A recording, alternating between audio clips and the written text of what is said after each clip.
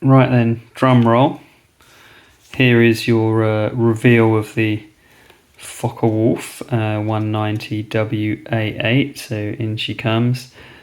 Let's try and get the focus on her. Right, so there we go. So there's the paint job. Again, it was a kind of personal paint job I went with, not what the box art was. So we've got some nice two-tone grey ziggity daggity lines done with the modelling tape. Nice bright yellow kind of nose cone over the three propellers. That is incidentally a drop tank. It's not a bomb, it is a drop tank. And we've got a nice yellow tail fin underneath, a bit more yellow on the chin and on the tips of the wings.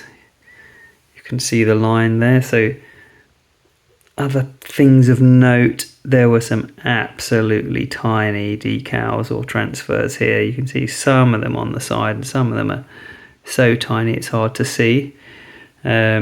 First plane I've ever done with, I suppose, what you term a split cockpit. So you could either have it closed or open, and I've gone for open here.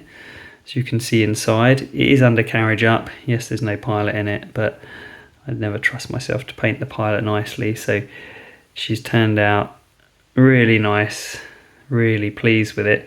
And I thought we'd do a little bit of comparison to some of the other ones, because sometimes that's quite nice to see. So bear with me, I'm just going to line a few up. Right, so here we go. All 172 scale, all Airfix, and I just thought I'd give you a little overview of kind of the little fleet which I am starting to amass and have to keep somewhere. So we have the recently completed Focke Wulf right there. I'm sure most of you will recognise the Messerschmitt next to it. So if we get them close to each other, both single engine fighters, very, very similar. Both quite angular, maybe the Messerschmitt a bit more angular. And then I'm sure Noel needs to be reminded what this shape is. This is a Spitfire, which I haven't done a video of actually, but this was something I built with Aidan, and to avoid horrendous spraying at the end, painting at the end, we sprayed it gold, and I think it turned out lovely. So there's a Spitfire along with what would have been two of its fiercest foes in the war, and then there's the Zero, which I have done a video of, mounted on its little wooden block. Undercarriage down on the Messerschmitt, don't normally do that.